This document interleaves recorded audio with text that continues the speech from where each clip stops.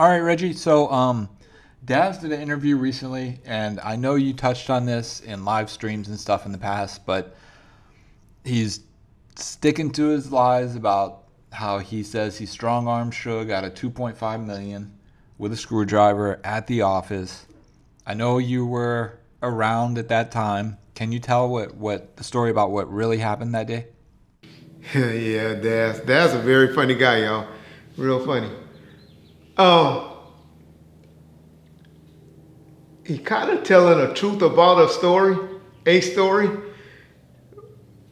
and that only part that he's telling the truth on that is he did chase Roy, who's Suge's assistant, who's an Ethiopian guy, good dude, the heartbeat of death row back in the 90s, mid 90s. Him and my girl Kim Brown, they were the ones. Nothing happened for Suge or David Kenner, getting to them without going through them. And so much respect to both of them.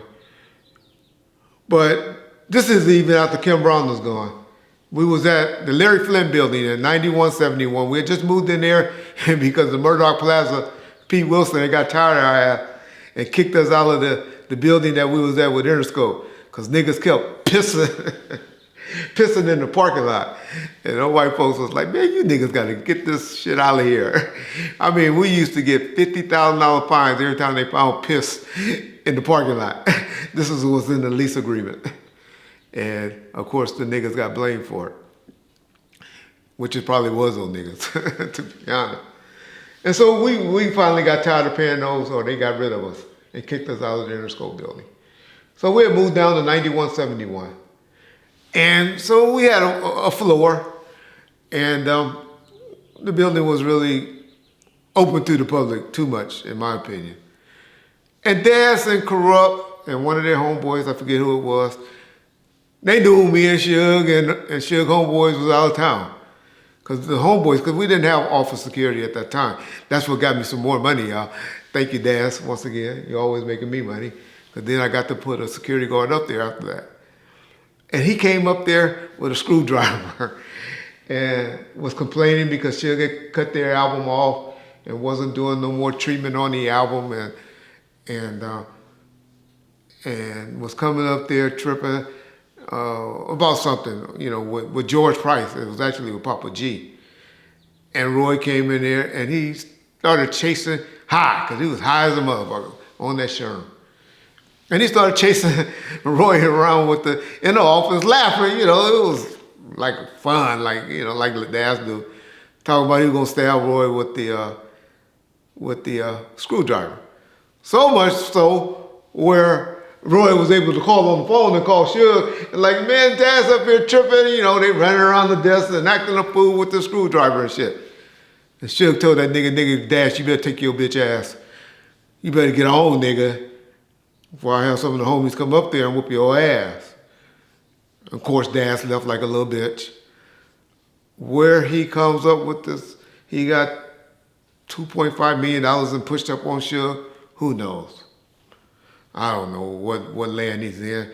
As y'all know, Snoop has never even admitted to getting a check for 2.5. He said to y'all he ain't never got a check for $1 million, which I know is a lie, because I personally delivered his accountant. You remember that black guy you had that was your accountant on Olympic, Snoop? I personally delivered him a check for $1 million when we sold his ass. So there goes that lie. But, okay, I'll say assign his rights to priority. I'll be nice. But anyway, so we're gonna give Daz 2.5 million, but never gave Snoop $1 million. Okay, all right. Y'all believe that? Daz has been funny. He probably got a check. Suge would do that. Suge probably eventually the next day or two got a check for 25, 50,000 or whatever to him. But because he got strong arm, Suge gonna just give Daz 2.5 million and continue to fuck with him after that? Y'all gotta remember, Daz the only one that stayed around until about 99, 2001. I got him in Chronic 2001 jacket. Y'all need to see that picture. Where he was running around wearing and promoting the Chronic 2000, 2001, whatever we call that shit. Chronic 2000 with that jacket on. So Daz stayed around, but we gonna get punked by Daz and give Daz $2.5 million and out of fear, but keep you around. All right. Okay. Okay. Y'all keep listening to these motherfuckers with their rewrites. They're making themselves look tough and bad. Hi, Daz. You know why that $900,000 you talked about, you know where that money's going, huh, Daz? You know, you talked about it in your little interview you did. You know why your stuff ain't on streaming and why it's a hold up. Tell those stories, Daz. Stop saying Reggie Wright was stealing. Reggie Wright ain't stole nothing from you. Reggie Wright gave you something when you needed some money and you sold those rights. So that's the real on what happened with that incident.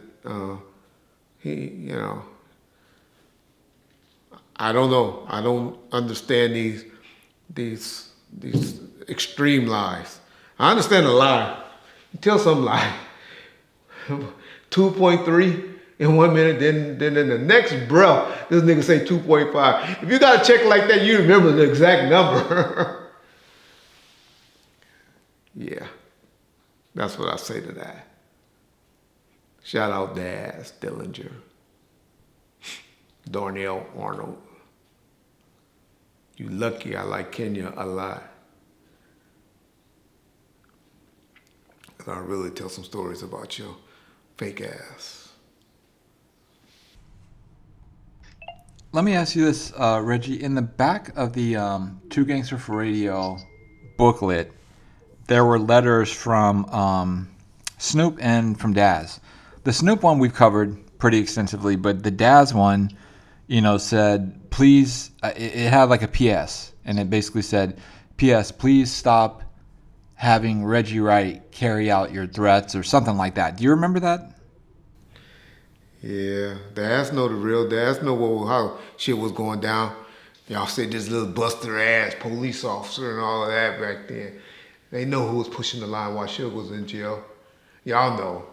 Those niggas really know. But I'll be the buster. I'll be the punk to you little internet kids, because I'm a nice guy now. I got kids. I don't want them knowing all this bullshit that Stupid was doing, meaning me, in the late 90s and the 2000s. I regret a lot of it. Really do. But I'm not going to rewrite my history. I don't put halos over nigga heads. I tell the good and the bad. We learn, we grow from it. That's Reg. That's what I try to teach y'all. That's why I try to talk. But I ain't gonna let niggas treat me like I was wearing a thong back then. I ain't never been soft. Fuck that. Just because I was a cop, I was a buster. Man, you little kids, y'all some idiots, I swear. We messed up. We owe y'all. We owe you 2,000 babies. You 90, 2,000 babies. Man. Ronald Reagan, you punk motherfucker. That crack fucked up a whole generation of black folks.